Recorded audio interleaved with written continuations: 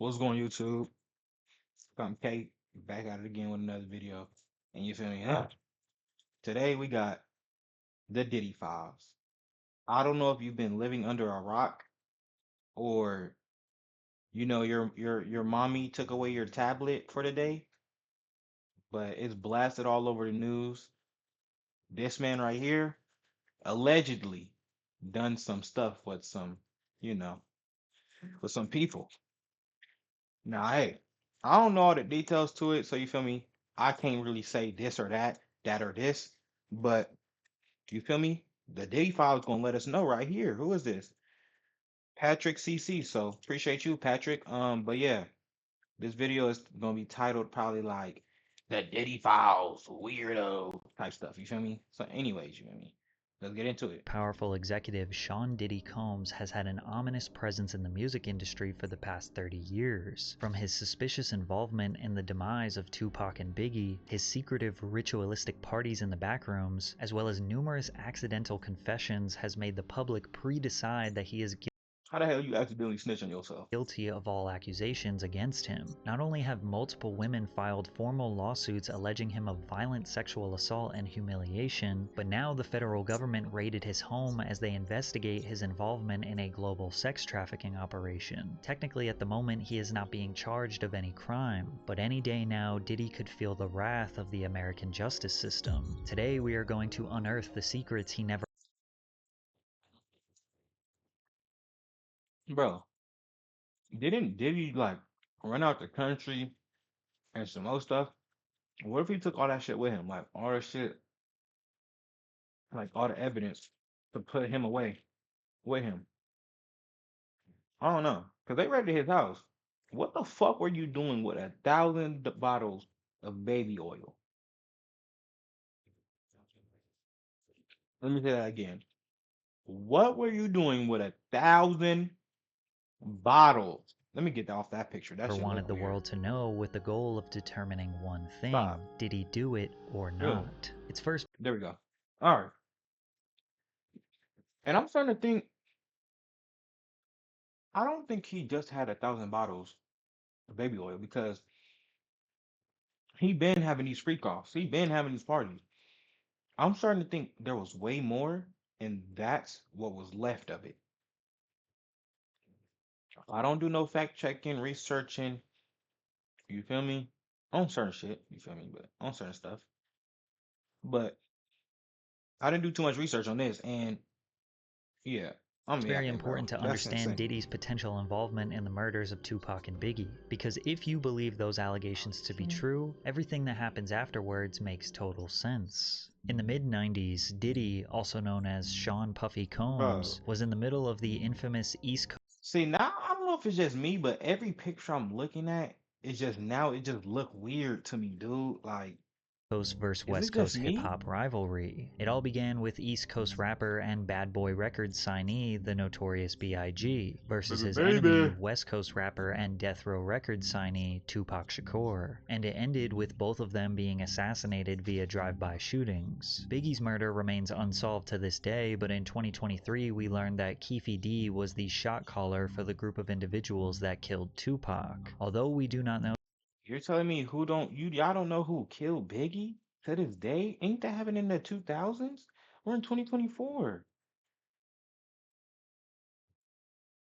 he was the shot caller for the group of both of them being assassinated via drive-by shootings. Biggie's murder remains unsolved to this day, but in 2023 we learned that Keefe D was the shot caller for the group of individuals that killed Tupac. Although we do not know the specific details as to I do not like that man.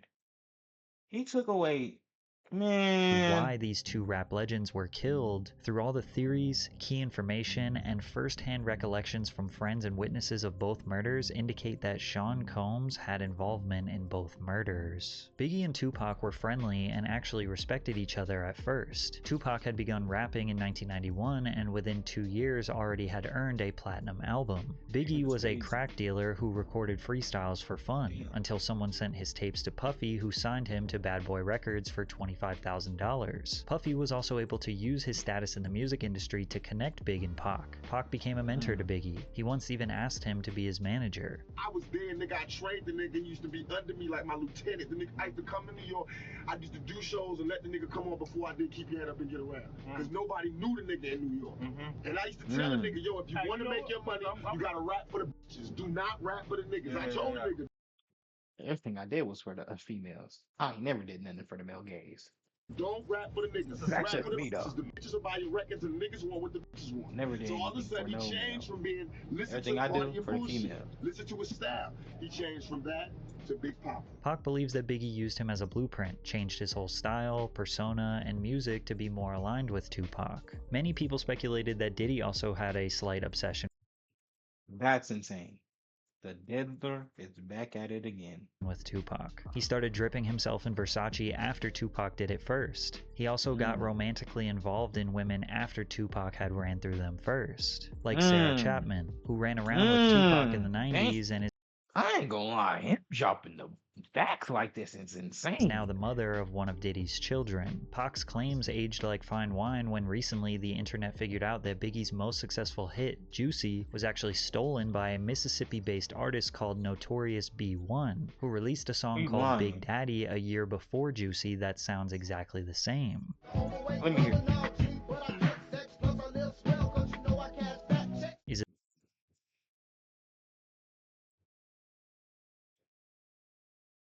Bro, what? Is it a coincidence that Notorious B.I.G. and Notorious B.I.G. are very similar, and this song is called Big Daddy, and Biggie started going by Big Papa? But many people believe this I ain't gonna lie, that's insane. This was the mastermind of Diddy, as he was a music industry expert who knew how to scout talent and assess a hit song before anyone else heard it. They believe Puffy instructed his artist to steal from Notorious B.I.G. and Biggie trusted his boss and mentor. Pac and Big's rivalry began as a music-based competition. Who had more music sales, who had the better fashion, media representation, and where is the Notorious B.I.G. now? Did he ever make it big?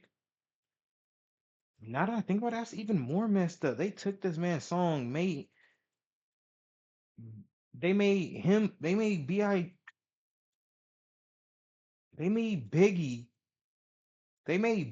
popular off of that song and then killed him? Wow. cultural influence, but due to gangster rap creeping into the mainstream and the two being surrounded by legitimate gangsters, tensions escalated to life-threatening conflict. In November 1994, Tupac was on his way to record some music at Quad Studios in New York. You know why they make sidewalks? Because the streets ain't for everybody. New York City. Coincidentally, Biggie was there recording with Junior Mafia, which was a group of 4 friends that Big knew since their childhood. Puffy was there too, since Big was his artist, and anything that Big writes or records is technically owned by the Bad Boy label. Allegedly, a man by the name of Jimmy Henchman, who is now serving life in prison, was planning a robbery on Tupac since Pac owed him some money. Many speculate that Jimmy told Puffy what was about to happen, but Puffy did not try to stop it. When Pac was outside the studio, he looked up and realized rapper Lil Cease, who is best friends with Biggie, was yelling at him from above. He was excited to see him because they were friends. He told him he was going to go downstairs and meet him in the lobby. Pac got to the lobby downstairs when some men attempted to rob him at gunpoint, which quickly led to conflict and Pac being shot 5 times. In the middle of that trial, Shakur was gunned down, shot 5 times in what he claimed was a murder attempt and police called a robbery. As the police did their investigation, you can see Diddy looking around scanning the area with his head down. Keep in mind that after Tupac was shot, he got in the elevator and went upstairs where dozens of Bad Boy affiliates were located. Pac was interviewed by Vibe magazine detailing the night he was shot and the energy of the people around him while he was bleeding out. Because Andre Harrell was there, Puffy was and the energy of the people around This is my last interview. If I get killed, I want people to have the real story. Around him while he was bleeding out. Because Andre Harrell was there, Puffy was there, Biggie, nobody approached me. I noticed that nobody would look at me. I don't like these ads.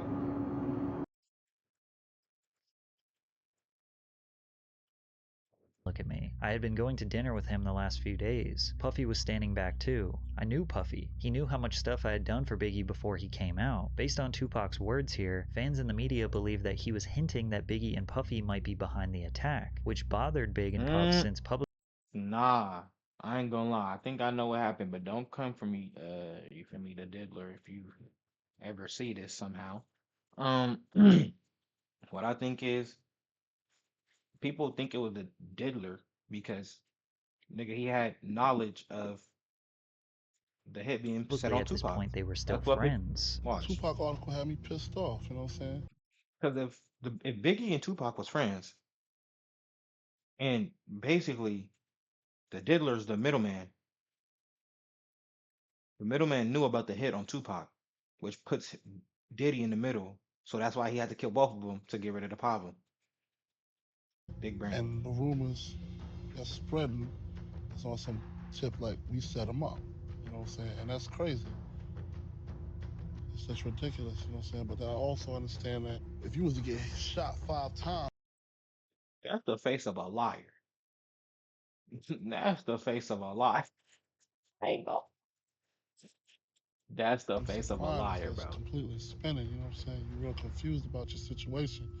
So it'll cause you to say things that you really don't mean. To make things worse, a few months later, Pac was found guilty of sexual assault and would end up serving 9 months in prison. This gave him Damn. tons of time to think and reevaluate his life. To add insult to injury, Biggie released his iconic cutthroat track called Hushacha, which felt like an obvious diss towards Tupac. But technically, it was recorded before Pac got shot, but it was marketed and released months after the incident. Diddy doing this shit on purpose, my nigga. I don't care what nobody say. Diddy doing that shit on purpose, nigga. Regardless, the The media diddler then developed the got him. narrative that Big and Puffy set up the shooting and now released a diss record bragging about their hit, and Puff's full intentions were to stir up drama, as can be confirmed by the former president of Bad Boy Records. Biggie might not have thought that when he wrote the lyrics that it was going to be used for that, but the way it was marketed by the company and released in the succession of things that were going on that we were dealing with on all the levels that we were dealing, that record did what it was supposed to do. And that's a perfect example of how my former business partner Niggas gotta realize this is a works and business. thinks. Pac was sitting in jail already thinking that they set him up, and the release of this song was all the proof he needed. But this wasn't the only shooting that Puffy was involved in. It's also important to know that Tupac signed to Death Row Records while in prison after the label owner Suge Knight promised to use his money to get Pac released. As they were in the process of getting Pac out, Suge Knight and his best friend Jake Robles, aka Big Jake, were at the Platinum nightclub in Atlanta. Suge confronted Puffy at the club and was choking him. Puffy's bodyguard, Anthony Wolf Jones, steps in to defend him, and then things got out of hand. I ain't gonna lie. My bodyguard better kill this nigga if he start choking me. If a big 6'6", 6'7", ain't how tall, bro? Hold on. No, for real, bro.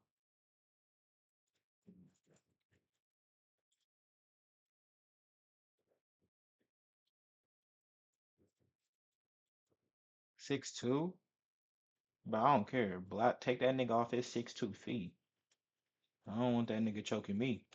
Next thing you know, Better kill shots are this being nigga. fired, and Suge's friend Big Jake was shot and killed. Whether or not Wolf shot Jake has never been confirmed, but Suge was holding Puffy responsible for the attack, which was enough to now ignite a feud between the two executives. Quick sidebar, recently fans have noticed that Why Puffy's you so tall firstborn though? biological son Justin Combs looks a lot like Wolf. How does your son That's look not his more like dad? your best friend than you? And Wait, that's Diddy's son? Combs looks a lot These niggas got the same nose, the same eyebrows. like Hold on. Wolf. How does your son look more like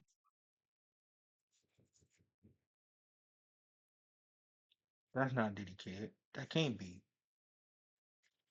your That's not best Diddy's friend child. than you? That can't Anyways, be. in October 1995, Tupac got out of prison and he wanted war. I have no I would fear. want I to have too. only ambition, and I want mine, and I will do anything to protect and feed my family. And these niggas represent a threat. Franklin Pac got saying out that and speech. immediately started taunting and scheming on Bad Boy Records as much as possible. In the days after his release Again, from with all that prison, he another jumped niggas into here the again. studio to Listen to record his more. next album, All Eyes on Me. In the days after his release from prison, he jumped into the studio to record his next album, All Eyes on Me, and he talked about the Yeah. anticipated tracks. Two of America's Most Wanted with me and Snoop. That's gonna be Humdinger, right? Shorty Wanna Be a Thug. That's gonna be a big one. And Wonder Why They Call You Bitch with Faith. That's gonna be a big one. He mentions Faith, aka Faith Evans, who was married to Biggie for over a year at this point. Imagine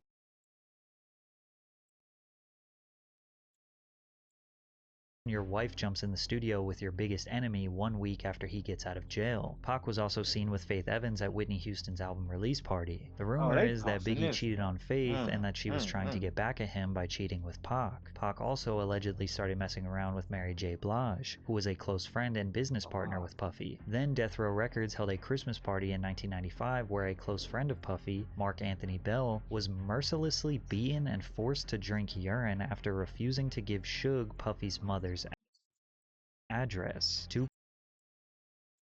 What? Forced to drink urine. Suge Knight confirms him and Tupac forced P. Diddy best friend to drink 20 shots of urine, then beat him up.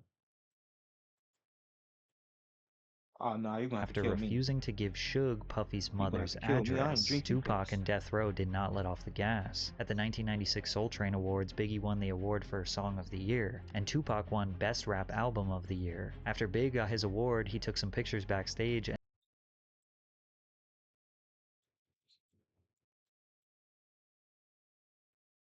and then exited the venue because he had to go to the airport to catch a flight. And that's when Pac and Suge pulled up in a Hummer, taunting them. While we was waiting for the car to pull up, Suge and Tupac pulled up in the Hummer, and Tupac was really loud, yelling West Side, cursing, yelling a bunch of stuff, and Suge came from the other side and was like trying to actually walk up to us saying he just want to talk to Big, like want to talk, but of course everybody got in front. It was a little yelling and arguing for a minute, but police and everybody got in front, kind of stopped everything. Despite Biggie's gangster lyrics, he was really a chill dude who didn't want to beef with Pac. Remember, he looked up to him. He always thought they were friends, but as we are speculating, he seemed to be a pawn in a The album, bro.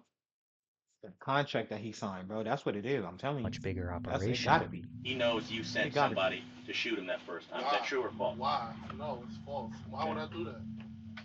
Do you think he was just hyping a record, or you have no idea? I don't know what was the problem. I wasn't inside his head at the time. I don't really know what's the reason for him doing what he did. If you've been injured in a recent car accident that wasn't your I don't know why they always do this shit to me, bro. A man who he believes was wrongfully convicted of a crime he didn't commit was a man on Inside his head at the time. I don't really know what's the reason for him doing what he did. Tupac was a man on fire. A man who he believes was wrongfully convicted of a crime he didn't commit, was constantly being slandered by the media, and now feels Somebody let me know. What do y'all think? Did he really S8 that girl? Or what? Because I don't know that story. was being disrespected by his biggest enemies, on top of being surrounded by real gangsters. He released a music video alongside Snoop Dogg called Two of America's Most Wanted, which featured a skit mocking Biggie and Puff. Pop, please don't kill me. It was Buff's idea. No, man. I'm just a rapper, man. Please don't take me out the game. Interesting that Tupac himself instructed the Biggie actor in the 90s to say it was Puff's idea, as if he knew the truth. Then Pac released one of the most abrasive and iconic diss tracks of all time, Hit 'Em Up. He starts off the song claiming he had sex with Biggie's wife and then directly calls Biggie, Puffy, and Junior Mafia all bitches, along with various other threats. The pressure was on Bad Boy. Pac was not going to stop, and Puffy couldn't take the heat. Biggie's bodyguard, Gene Deal, recalls when Puff reached his tipping point. He said, I'm a businessman. I'm about making money, but something gotta change. I don't give a f if Pac gotta die, Big gotta die, or Suge Knight go to jail. Something's gotta change. That nigga P. Diddy killed all these niggas. I don't care what nobody say. Was taken back. He wondered if Puff realized that he just said he didn't care if his own artist died. At the same time, he still wanted to play gangster games. As we all know, these gangster games only lead to two outcomes: death or jail, and Tupac would meet his fate Come on on now. September 13th, 1996. Pac and the Death Row Squad were attending the Bruce Seldon vs. Mike Tyson boxing match in Las Vegas. Hyped up from the testosterone and the energy of the fight, Pac wanted some action. A Death Row associate pointed out Orlando Anderson to Pac, who was a Southside Crip gang member, a rival to the Piru blood set that was affiliated with Death Row Records. Pac went up to Orlando and punched him in the face. Then Death Row associates put a Wait, this the beating for a video? Southside Crip gang member, a rival to the Piru blood set that was affiliated with Death Row Records. Pac went up to Oh, Orlando and punched him in the face. Then Death Row associates put a he beating jumping on the the man. fuck Later out that nigga. night, Suge and Tupac were driving down East Flamingo Road to Club 662 when suddenly a white Cadillac pulled up beside them at a I'm red sorry. light and opened fire on Hands right now. Tupac. He was hit 4 times, with the fatal shot piercing his lung. Just last year, Las Vegas police arrested a man called Dwayne Keefe D. Davis, who was a shot caller for the group of individuals that committed this crime, and he orchestrated the plan that was carried out. Ironically, Keefe D. has been confessing his involvement publicly on the internet for years. In 2008, he confessed that his nephew, Orlando Anderson, the man that Tupac punched earlier that night, was the one who actually pulled the trigger. Keefe D has now identified his own nephew I mean, that as would the make murderer sense, of though. Tupac Shakur. Bolstering Keefe D's claim was an informant in 1997 who told investigators that Puffy had hired the Southside Crips to kill both Suge and Tupac, and that the Crip who was jumped at the MGM was in the group that had done the hit. This was exactly the same story. I low-key, I ain't gonna lie, I low-key think Suge Knight was a part of that shit, bro. Cause how he ain't die? If both of them were supposed to get killed. Keefe D told us a decade later. Keefe also stated that Puffy offered them $1 million to kill Suge and Tupac. We wanted $1 million. Yeah, he said, come on downstairs and talk to you. Oh. He tells you seriously, man, I need to get rid of these guys. I mean, he's looking at you in the eyes and he's like scared. Yeah. You tell him we'll do it for $1 million, and he's like, okay. $1 million? I'll do it for $1 million. 10. You shake on him or something like that. It's nothing. Who brought up the amount of $1 million? He did. Puffy did? Yeah. Okay. Wasn't you? No, it wasn't me. I'll shit. $1 million, I'll take it. Yeah. Take it for 50. When Diddy was asked about this confession, this was his response. It was this documentary that claimed, which we know wasn't true. Yeah, check this out. We don't talk about things that are nonsense. We don't even entertain nonsense, my brother. So we're not even going to go there, with all due respect, but I appreciate you as a journalist asking. Thank you. As you can imagine, Death Row was likely seeking retaliation for the murder of Tupac. Everyone at Bad Boy Records knew they were not safe, but they were especially not safe in Southern California. An LA kingpin How the fuck a record label go to I don't know if I'm not paying attention, but how the fuck a record label go to a gang affiliation and this, that, and the called third, bro? Gene Deal, Diddy's bodyguard, and warned him that there was a hit placed on Biggie in LA. This somebody did 26 years in the federal jail as a kingpin, brother. He called me to save Biggs' them life. Tell them niggas not to go nowhere. It's a hit on them. You get this information from a kingpin, brother. Chaz Williams. Despite knowing all this information, in February of 1997, they headed out to Los Angeles to promote Biggie's new album, Life After Death. I know, bro, right now, I know his eyes cock like a mug. Boy, I know his eyes cock like a mug behind them glasses. Puffy also wanted to record some of his album, No Way Out, in LA. Lil Cease, Biggie's best friend, claims that Big wanted to be in LA. If he say go, we going. If he stay, we staying. Big wanted to stay. I always tell people that, why everybody always go, why y'all was there so long, or why you didn't tell him to go home? He's the boss. We're here because of him. And if he feel like it's no threat and he wants to be here, it's our job to stand down with him. Biggie was not taunting the West Coast. He genuinely loved being in LA. He received a lot of love from fans, promoters, radio DJs, despite being surrounded by his enemies. Instead of claiming to be the victor of his beef with Tupac, Biggie wanted to use his life to inspire change and squash the East Coast versus West Coast beef. The truth is, over the years, Puffy and Biggie had made so many enemies that they didn't really know who was after them, but they overstayed their welcome in the City of Angels, and Big's demise came on March 9th, 1997. After presenting Presenting an award at the 1997 Soul Train Awards, the Bad Boy crew attended the after-party hosted by Vibe magazine at the Peterson Automotive Museum. Biggie left the party riding in the front passenger seat of a Chevrolet Suburban SUV with Puffy and other entourage members driving directly in front of them. As they stopped at the first red light, a dark-colored Chevrolet Diddy did that shit. Impala pulled up alongside Biggie's SUV. An unknown assailant inside the Impala rolled down the window and fired multiple shots at Biggie's vehicle. Biggie was hit numerous times by gunfire, sustaining 4 gunshot wounds. One of the bullets struck him in the chest, causing severe internal injuries. He was immediately rushed to the Cedars-Sinai Medical Center, but pronounced dead at the hospital that night. So what happened? Well, Puffy's business partner said that they had used up all their budget on security, so they couldn't hire extra security for this evening. Keefe D was also at this party. What? What sense does that make? If you're in enemy territory, why would you not want security? If you know some money on your head or this, that, and the third, why do you?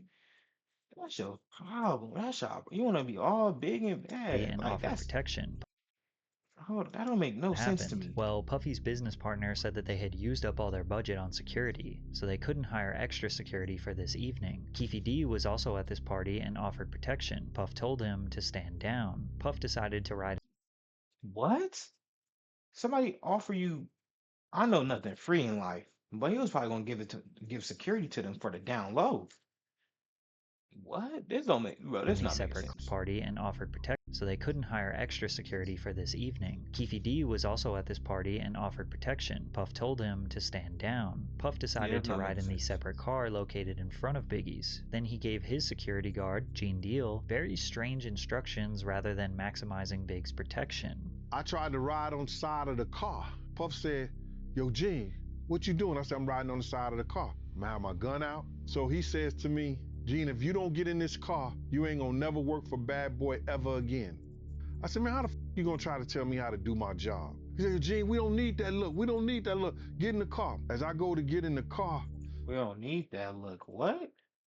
What is this he talking motherfucker about? reached down and let his seat all the way back. So now I gotta put my legs sideways. I'm like, "Yo, what the fuck is you doing?" I said, "You ready?" He said, "You ready?" I said, "Kenny, run the next 3 lights." Kenny said, "For what?" I said, "Motherfucker, run the next 3 lights, Kenny, or I'm gonna drive." Kenny just took off. Look who it is. Diddy got them niggas killed, bro. I don't care what nobody say. This not adding up. The red lights. 3 lights, Kenny, or I'm gonna drive. Kenny just took off. The first car ran the red lights, but the car behind them did not follow. They decided to stop at the red light. Lil Cease had his head hanging out the window trying to holler at some girls. Then out of nowhere, the shooting took place. According to an FBI agent, Phil Carson, who worked on the case for several years, Suge Knight hired Amir Muhammad to carry out the execution. However, the agent says that the original target was not Biggie. They were targeting Sean Puffy Combs. Gene also believes this story is the truth. I believe it was meant for Puff. The people that tried to kill Puff that night, for whatever reason, because we had some beef with some Muslim cats in Soul Train too. For whatever reason, the people that's trying to kill Puff, Big became a casualty of Puff shit. When they rushed Big to the hospital, Lil Cease, who literally looked the shooter right. You just said this nigga put his seat all the way back. So that means he had knowledge of this hit. That's probably why he didn't want more security. He didn't want them to know that he knew. And if he knew that, he should have let someone know that. But he didn't. Why? What the heck? Right in his face, gave a description to Gene. This is what he said. Little C's at the hospital.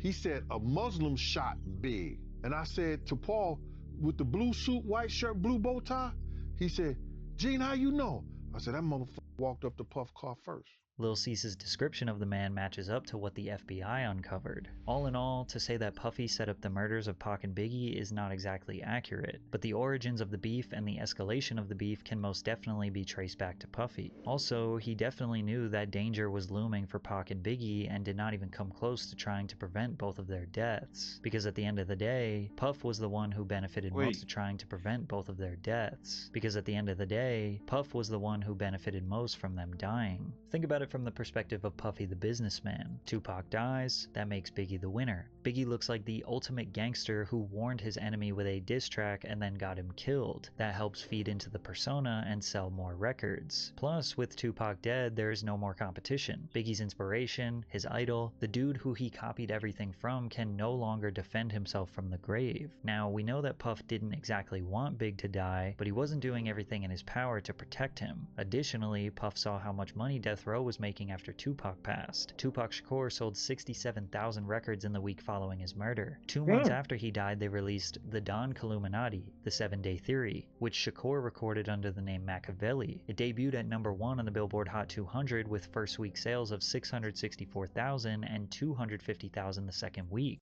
You know what I would have did if I was Tupac? I would have recorded a video, like not a video. I would have like recorded like you feel me a song, and then told my producers to release this motherfucker after I die.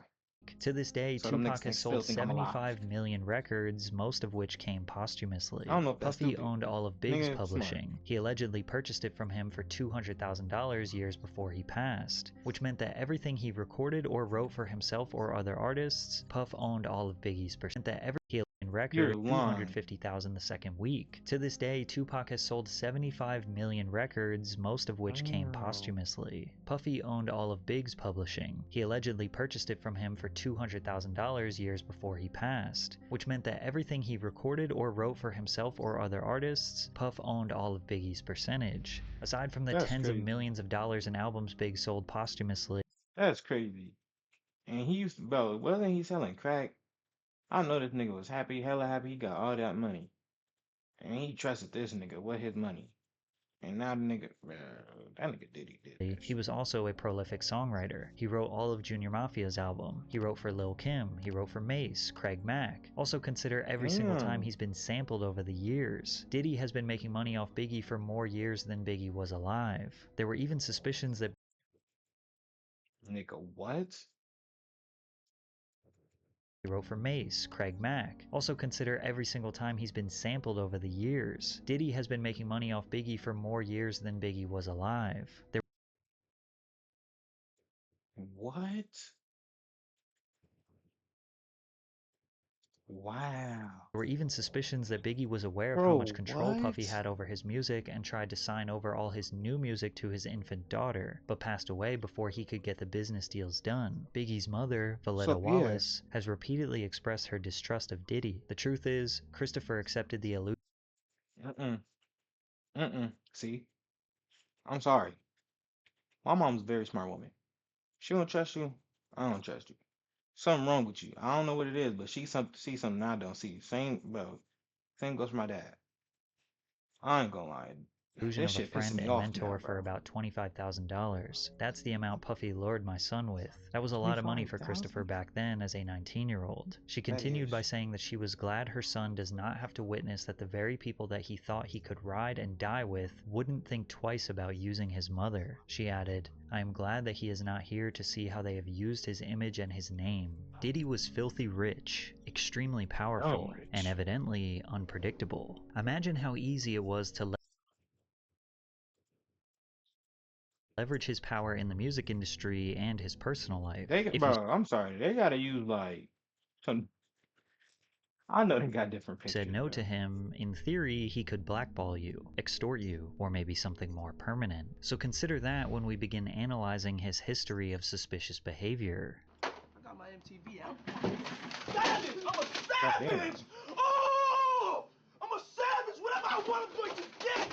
Whatever I want, I have to get! They said that since I worked full time. Grown ass man. Flavor Camp, where Diddy would mentor teenage musicians like Usher and give them a taste of the music industry. R&B sensation Usher was nothing short of a child prodigy. By age 13, he had already been discovered in Atlanta by L.A. Reid, and they sent him to New York City to record his debut album with Diddy. In 1994, Usher was just 14 years old, and he moved into Diddy's house to be a part of his Flavor Camp. I mean, but it was curious. I got a chance to see some things. Yeah, but you were 13. What were you seeing? I went there to see the lifestyle. Right. And I saw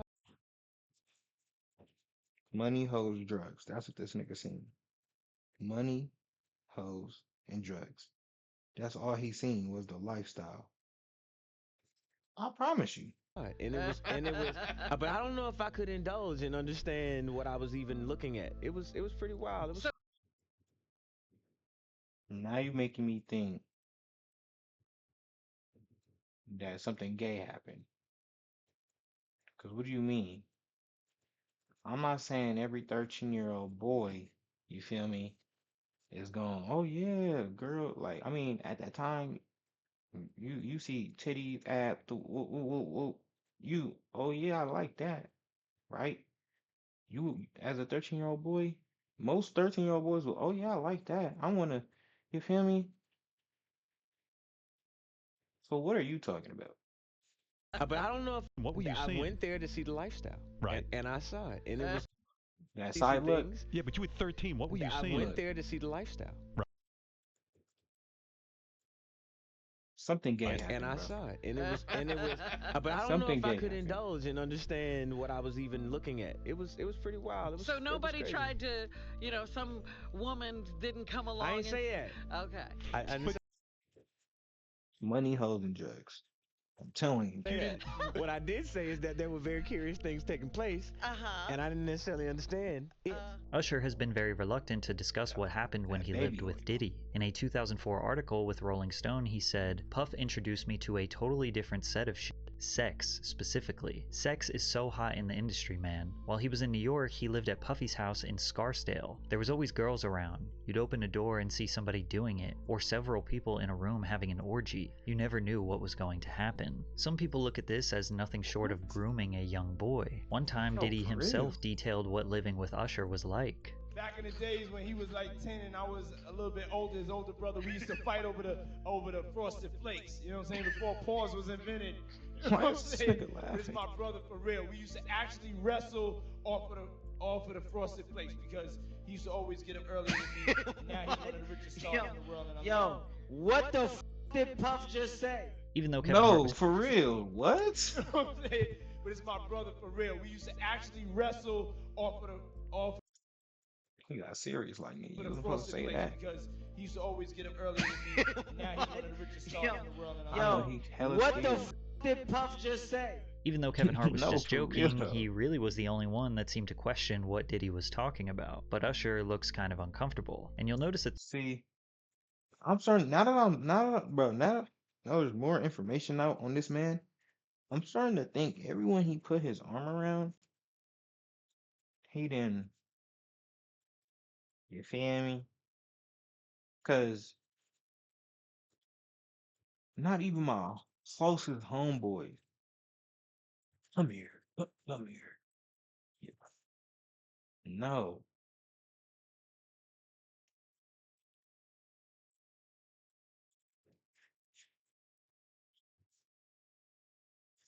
You feel me?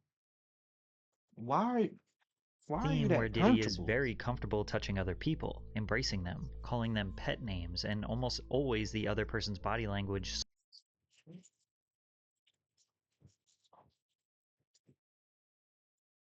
Did he just kiss a grown man forehead?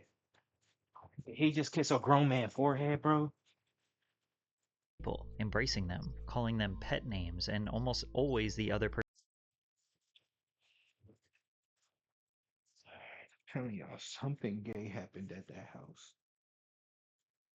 You don't feel comfortable kissing another grown man head unless you've done something with that man, bro. There's no way you feel that comfortable.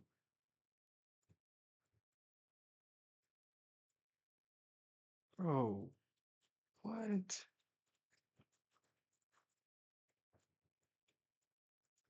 There's no way. This shit making my head itch and my eyelashes itch, bro. What in the Person's body language You're screams they good. do not like it. Man, you doing it, man. You deserve it, daddy. Oh, bro. What? He looked like it looked like look, I ain't gonna say too much. You feel me? Because there might be kids watching. But listen, if you old enough, I think that who is this, Meek Mill got it in the.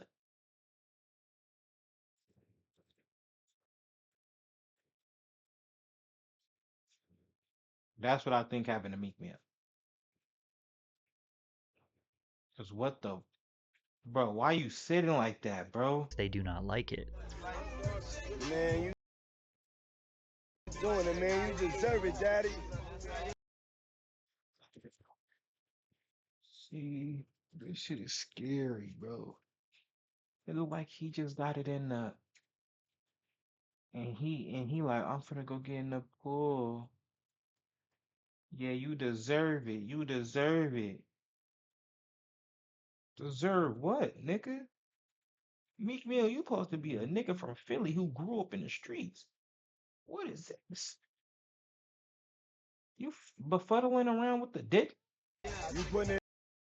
And then the diddler. Why you calling this man? You calling this man daddy? That work. And almost always the other person's body language What type of screams work they are do y'all not like it. talking about, bro? Man, you doing it, man. You deserve it, daddy.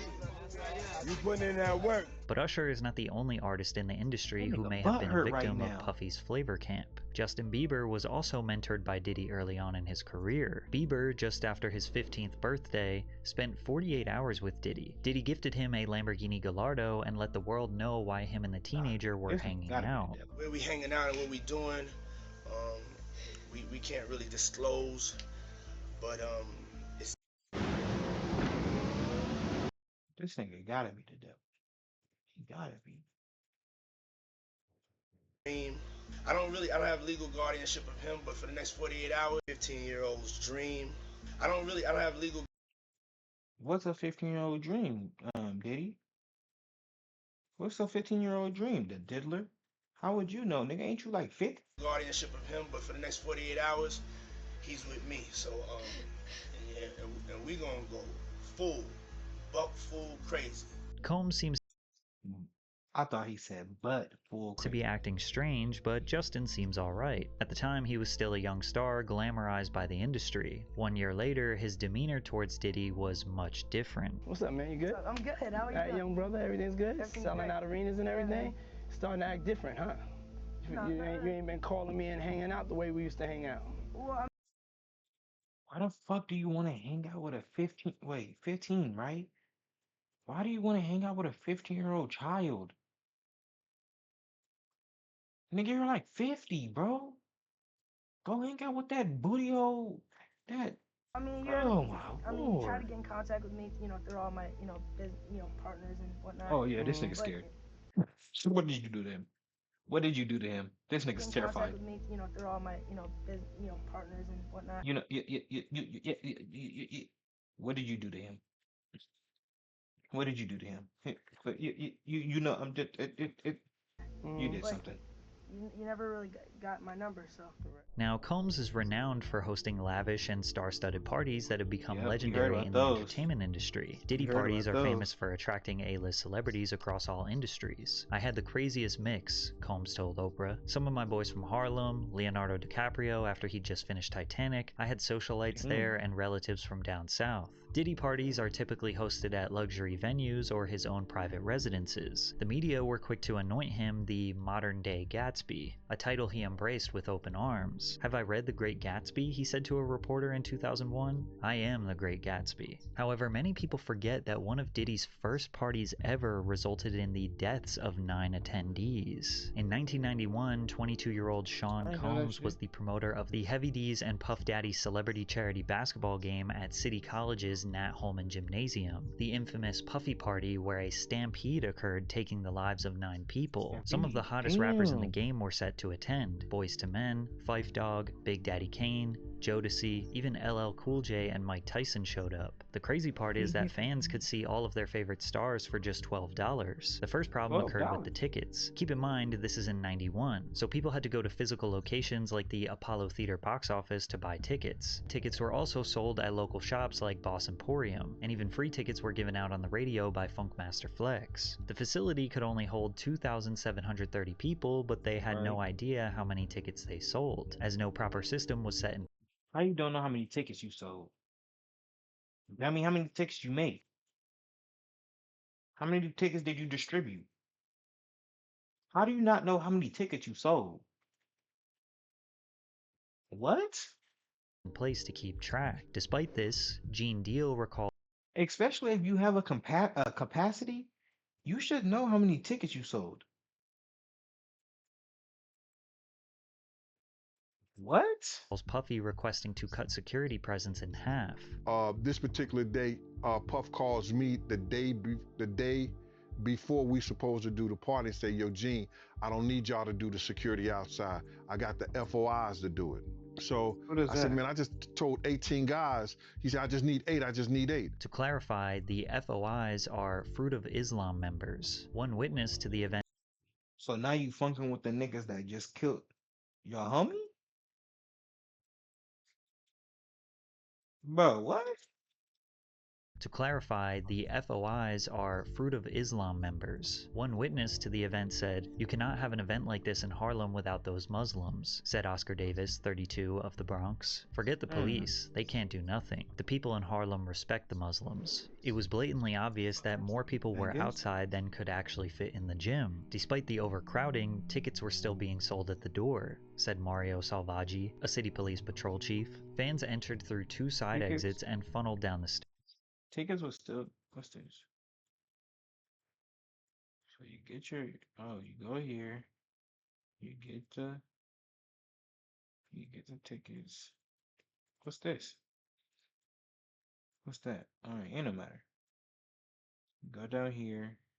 Alright. Stairs, through the doors, into the gymnasium. But once LL Cool J and Mike Tyson showed up, all hell broke loose. Mobs of people started swarming from outside to rush inside, pushing people forward towards the glass doors. The glass doors eventually were shut and needed to be pulled towards the crowd to be opened. Guards tried to instruct people to fall back, but they wouldn't listen. The pressure became so great that the glass doors shattered and people fell through them. Outsiders began stampeding and stomping over bodies to get inside the facility, but the problem just got worse as they needed to go down the stairs into the gym. The doors at the bottom of the stairs also needed to be pulled open towards the crowd, not pushed into the gym. So hundreds of people were squeezed up against these doors in this tiny stairwell with no way to escape. Also notice that these doors don't have any windows. So inside of the gym, people were having a great time. From the outside, you can hear them partying, playing music, and rappers shouting over the microphone. They didn't even know that just on the other side of those doors were people fighting for their lives. Eventually, they got the doors open. As much as 6 people were stacked on top of each other and began spilling onto the gym floor, finally relieving the pressure. People began trying to perform CPR on the ground. Someone announced over the microphone that 3 people died right there. This caused chaos, and the people inside the gym began trying to leave, stampeding back through the exact same stairwell where people were trapped in the first place. Police identified 5 men and 3 women dead at the scene, and 29 people were injured. A 9th victim died in the hospital days later. All of them died from asphyxiation. 8 families of the deceased settled wrongful death lawsuits against Mr. Combs in early 1998. Mr. Combs ended up paying around $600,000 of a total $3 million or so. Now, clearly, this wasn't all Diddy's fault. Legally, the courts claim the city 50% responsible and the promoters 50% responsible. Regardless, death and dark energy seemed to lure around Diddy since his earliest days. From there, he kinda stopped throwing parties for the public and started to keep them private. However, over the years, disturbing rumors have spread regarding what happens during Diddy's parties, ranging from group sex rituals to casting couches where newcomers would secure their future in various industries. The biggest rumor is that's why nobody want to talk about them parties. Them niggas is on NDAs. couches. That's why. And if he's willing to make them sign NDAs. If you don't know, to my knowledge, if you don't know what an NDA is, it's basically just saying basically like a contract or something that you feel me. You can't speak about what's going on in the the little like facility or wherever you're at, bro. Like, you feel me? Which is understandable. But that shit, like, I think that he probably got like other contracts for certain, like, you feel me, people or where something. 'Cause newcomers would secure their future in various industries. The that's biggest why rumor that's probably why Cat Williams can speak how he wanna feel. You feel me? How he feel, bro? Because he never been to a Diddy party. But all these other you feel me, can't can't speak how they want to is because that they signed them aspiring male NDAs. talent would need to pledge Jimmy Fox talked about Puffy Combs and all his men secret parties. Rumor is in leaked video. Have a crazy other theory. powerful men to advance their careers. And apparently it's an open secret in the music industry, which is why Shannon Sharp erupted in laughter when Cat Williams said, Because P. Diddy be wanting to party. And you gotta tell him no. You got to tell him no. I did. I did. Now Diddy has 6 biological children with 3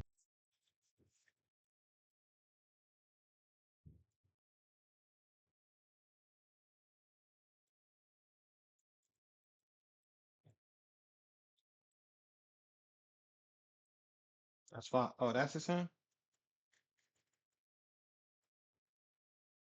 It's like the ink ran out. Bro, I'm not gonna lie. Them boys,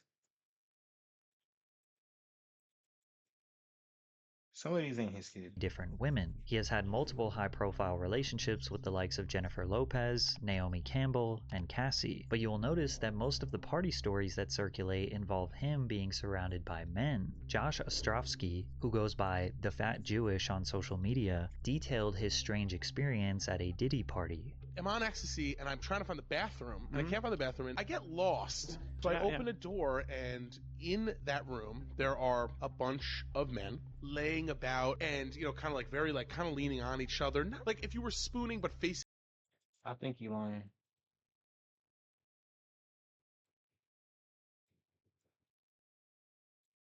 I think he's lying because ain't he supposed to sign an NDA? That means he can get sued hella money. I think this nigga lying. Facing each other and like leaning up on your elbow and talking. Like it would almost be the prelude to an orgy. Yes. Oh, absolutely. Okay. Oh my god. Oh Okay. my god. It was so prelude to Okay. an orgy. And who is lounging in my direct eye line? Puff Daddy and Felix the House Cat, famed house music producer. Yeah, no, I know are who that is. basically spooning each other, and they're drinking a glass of Hennessy, and they're like sharing. They're like passing it back and forth. And everyone's talking. And everyone's just like talking. Yeah. And then as soon as I see them, I'm like, all men though. There's not all one men, woman in this room. all men, and Yeah. they're all 100% on ecstasy. Shortly after Josh and Diddy locked eyes, he was kicked out. Josh, who is a gay man, immediately felt like he was in a room full of other gay men. But there was no real accusation nor damning evidence here. It could have just been a group of guys chillin'. So let's take a listen to rapper Let's just say his story is true. What the fuck do men gotta share a glass of Hennessy for in the same bed, spooning each other?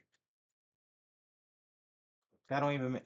Exhibit recounting his experience partying with Diddy. Bro, that don't even make sense, bro. Why are men sharing a glass of Hennessy, spooning each other? Puffy party, the New Year's Eve party. He invited us to the house because he wanted to go to the club after. Puffy, Recounting his experience partying with Diddy. Florida, we got invited to a Puffy party, the New Year's Eve party. He invited us to the house because he wanted to go to the club after. Puffy calls me outside. He's like, "Hey man, that girl you know about?" He's like, that's the devil, man. You know what I'm saying? I was like, "What you mean that's the devil?" So we get into the truck. He said, "Let's go to this club." We sitting there bobbing to the music, and then she point over the corner. It's 2 dudes kissing. You know what I'm saying? I'm like, "The f is this?" And then she point another direction. It's another dude over there, like butt ass. Oh, you at a gay club. You know what I'm saying? You at a gay club, man. We take off, man. Based on X's story, it seems like Diddy brought him to a gay club. Or maybe coincidentally, Exhibit just looked at the only 2 gay couples in a regular club. 50 Hell Cent no. also recalls one of the first times he met Diddy. We gotta. You see one, okay, that's all right. You see 2, bro, I'm going home. We gotta kick it. This is Puff. Okay. He telling me we gotta kick it and shit. And he was like, "Yo, why don't we like go shopping or some shit?" I mean, like I pay for it. And I was like, "What the Fuck this nigga just saying. It's a fruit pie. It's a fruit pie. Trust me. Now, there is no doubt that homophobia has been prevalent in hip-hop forever. However, some people are just simply not gay, and Diddy's actions make them feel uncomfortable. Like rappers Fabulous and Jadakiss, who were pressed by Diddy on a podcast that got really awkward really quickly. He began by repeatedly calling the host Nori Daddy. Mr. Lee, Yeah, I love this drink. where you put my bag I like at? when you like this, Daddy. Yeah, where you put my bag Daddy, at, I like Mr. when Lee? you It's scrambling right and here. scraping for shit. No, I got I notes like and that. shit. You know, I've been practicing. Then he proceeded to ask Fabulous why he didn't want to party with him. See where I look Did you look miss back on me? where I became. Did you miss me though? For real, because I'm saying it seems like a thing. I It's miss his partying birthday with party, Puff, man. Man, but I'm talking about for your birthday. Huh? Why won't you party with me for your birthday, man? We partied for my birthday before. You came to my You should have never said that.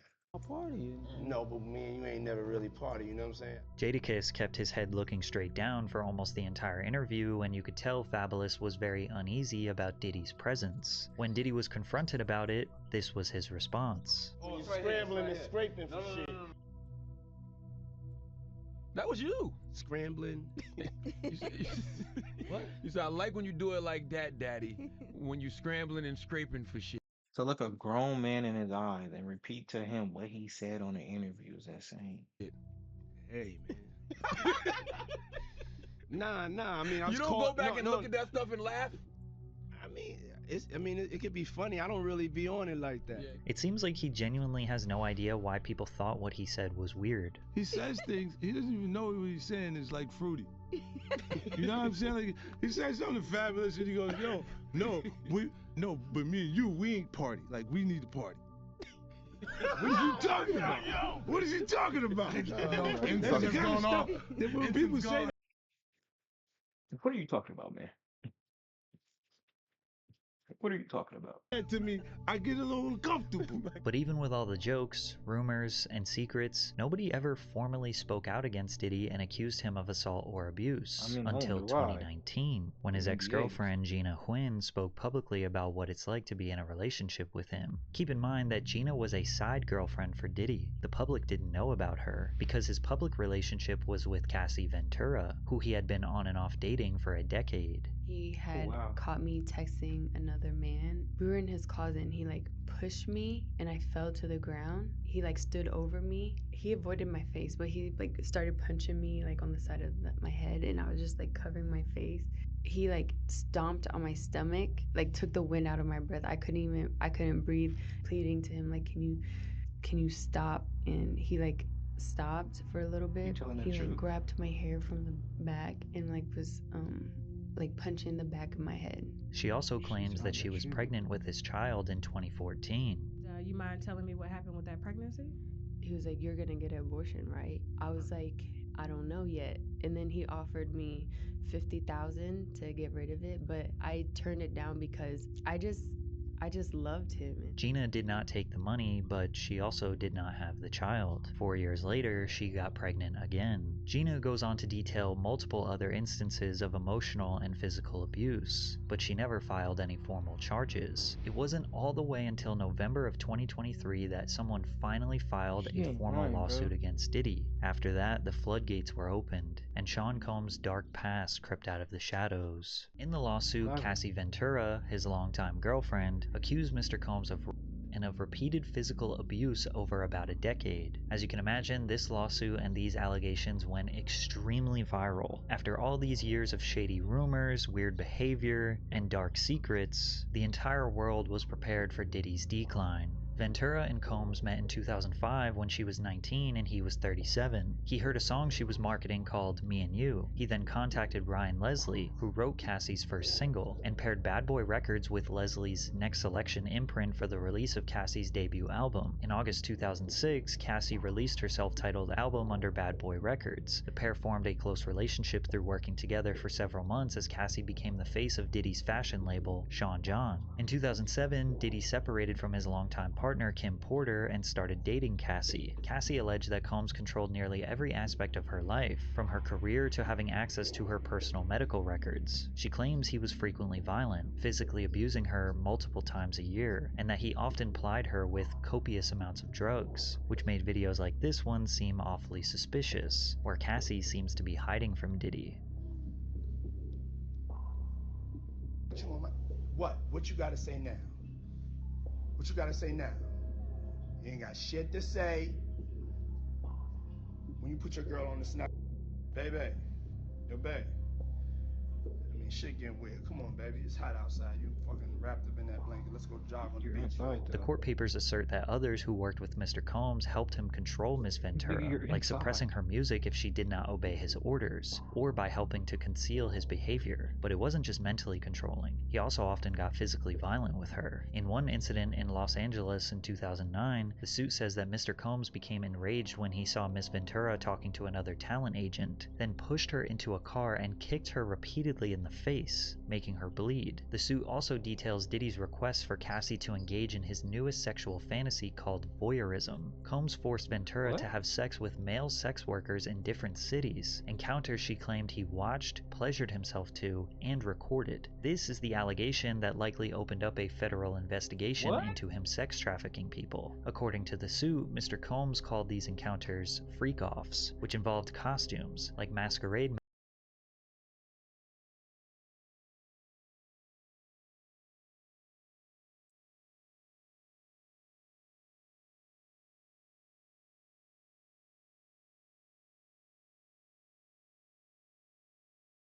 opened up a federal investigation into him sex trafficking people. According to the suit, Mr. Combs called these encounters freak-offs, which involved costumes, like masquerade masks and lingerie. The lawsuit continues to detail some of the most horrific, embarrassing, and torturous behavior Diddy allegedly committed. Combs' lawyer, Benjamin Brafman, responded to the lawsuit on behalf of him. Mr. Combs vehemently denies these offensive and outrageous allegations. For the past 6 months, Mr. Combs has been subjected to Miss Ventura's persistent demand of $30 million, under the threat of writing a damaging book about their relationship. Despite them denying everything, the lawsuit was settled just 24 hours after it was made public. We don't know how much, but due to the severity of the charges, the public assumed that Diddy coughed up tens of millions of dollars to keep her quiet. And while Combs likely believed that he escaped Cassie's lawsuit unscathed, a woman named Liza Gardner filed a lawsuit on November 23rd. Gardner Okay. One, all right, bro. You get one lawsuit. Okay, cool. You feel me? Two, it's like, okay. Two is like, okay, maybe he did that first one, maybe he didn't. You feel me? But a third, I believe you did all that shit. Everything.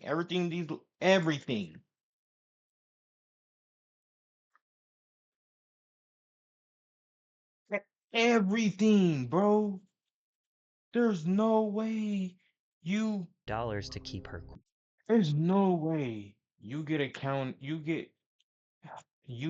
accused of doing something three times at three different periods. No way. And you feel me? Like I know some people, you feel me, who didn't do some shit, who was accused of some shit. You feel me? And it's like, nigga, it's like, oh shit. It's like, you feel me? You can't believe what the people say. You gotta really find out your own information. You feel me? His behavior, his demeanor, the way you feel me, he operating, calling niggas daddy, got Meek Mill in the pool. Now we know what not dreams and nightmares was really about. You feel me? Like, I feel like he did this shit, bro.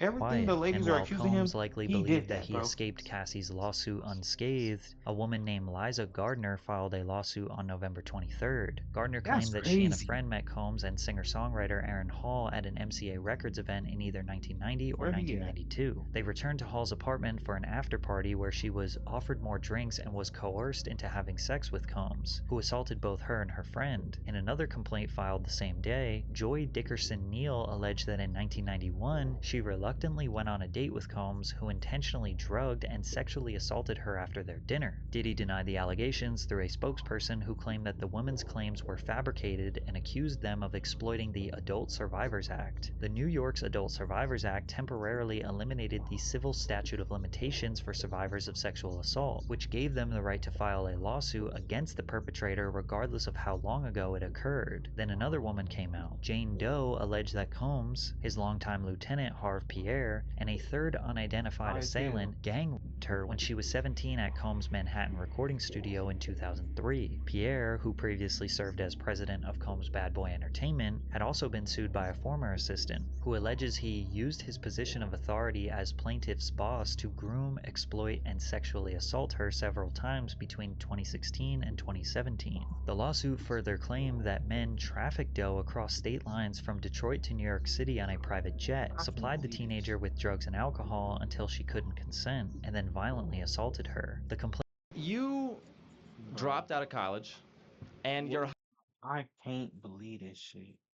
I can't, bro. This shit is too hard to believe, bro. photos that she couldn't consent and then violently assaulted her. The complaint also included several photos that Doe alleges were taken at the studio that night, including one where she is sitting on Combs' lap. Enough is enough, Diddy said on Instagram. For the last couple of weeks, I have sat silently and watched people try to assassinate my character, destroy my reputation and my legacy. I did not do any of the awful things being alleged. I will fight for my name, my family, and for the truth. But it wasn't just women accusing him. In February of 2024,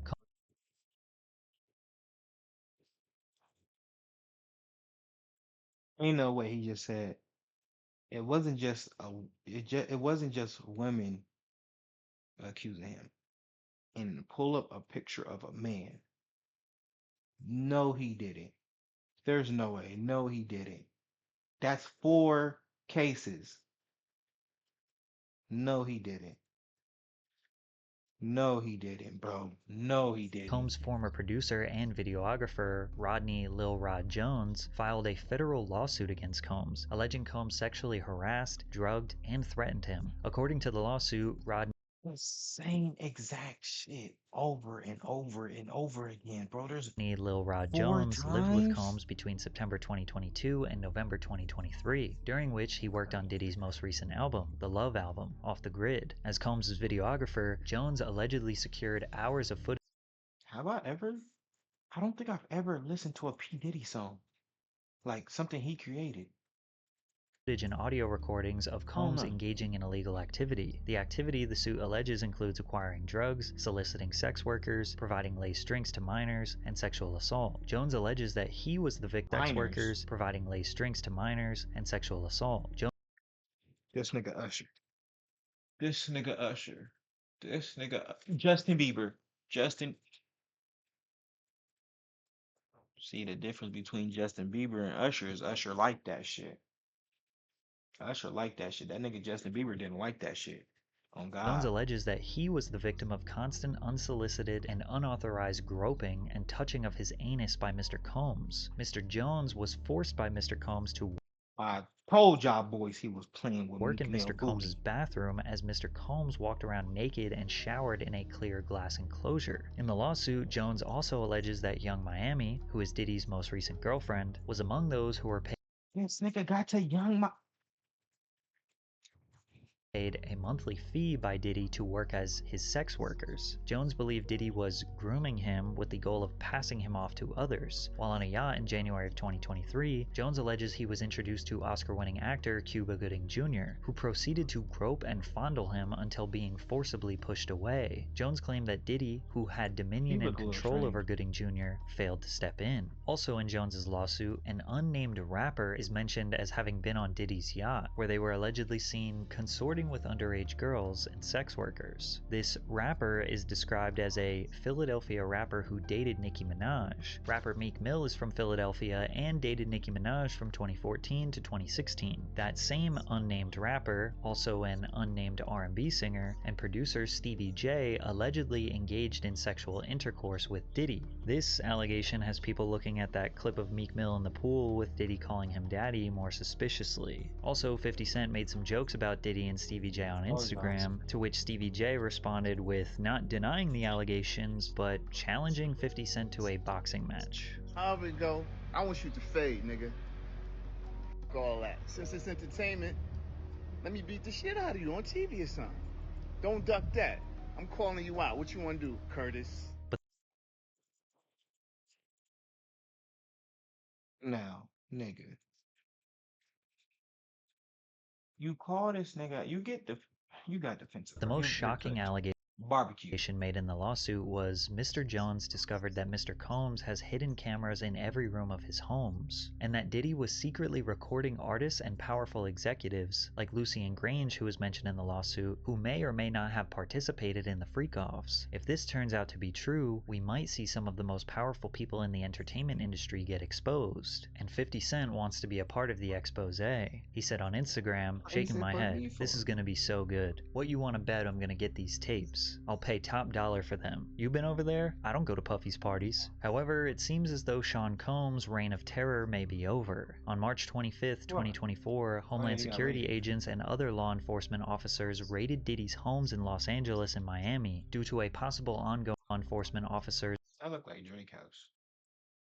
You know the little thing that Kendrick did? Raided Diddy's homes in Los Angeles and Miami due to a possible ongoing sex trafficking investigation. Homeland Security expert Hal Kempfer added some insight that the evidence they're looking for includes laptops, flash drives, and anything that would connect Combs with the allegations. As of right now, we don't know what they found, and technically the feds never formally announced what they were looking for or why they were there. But it's safe to assume, based on the allegations, conveniently, Diddy was not even in the United States during the time of the raid. According to TMZ, Combs' private jet was spotted on the ground in Antigua, in the Caribbean, shortly after news of the raids broke. Many people believe he is fleeing the country, and today it seems like Diddy is spiraling. He just posted on social media trying to see who in the industry is on his side. Hey, yo, right now, though, for real, yo, I need to know who with me.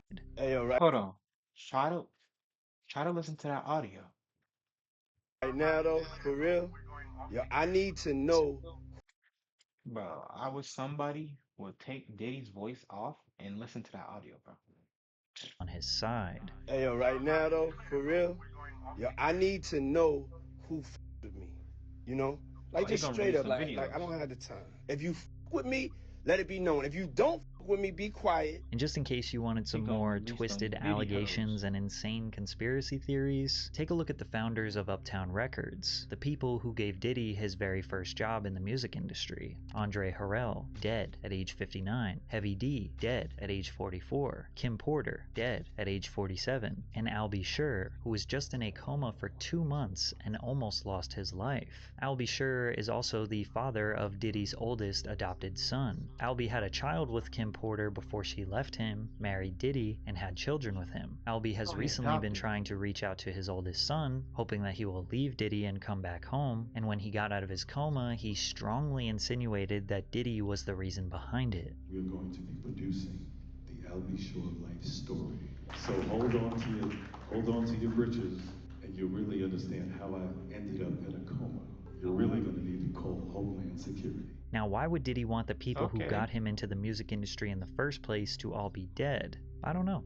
Your guess is as good as mine. But it seems like almost everyone around Sean Combs for his whole career either dies, disappears from relevance, or speaks out against his devilish ways. Yet nothing bad ever seems to happen to him. He just seems to get more successful and rich. Is it a coincidence? Nothing's a coincidence, bro. One, I'm gonna speak how I really feel, cause you feel me. I have no ties to no industry or anything. You feel me? You feel me? I'm not a kid. You feel me? I'm an adult who do reaction videos. What you talking about? You feel me? I ain't gotta wash my mouth for nobody. I'm feeling. You feel me? So, one, Diddy did all that shit. Now, you feel me? I said what I said, you feel me? And on who lying, and who I think lying, and who I don't think lying, you feel me? But he definitely did most of that shit. King Cow. Um, yeah, that's the real shit, nigga. I don't care about none of that. You know what we need? I need to go see if that one. So if I need to go see if Soul Illuminati talked about this, bro. I need to go see that, cause you feel me? He the one that's gonna let you know. You feel me? You feel me? But you feel me? You if you like the video, make sure you comment, like, subscribe, all that good stuff, and yeah, you feel me? We'll get it to next time. You feel me?